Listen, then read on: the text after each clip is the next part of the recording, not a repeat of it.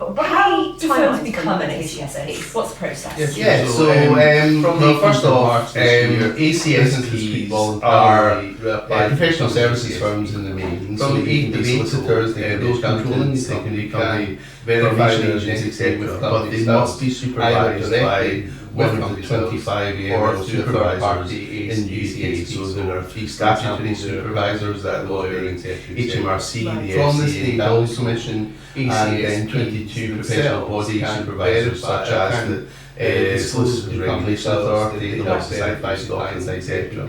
Okay.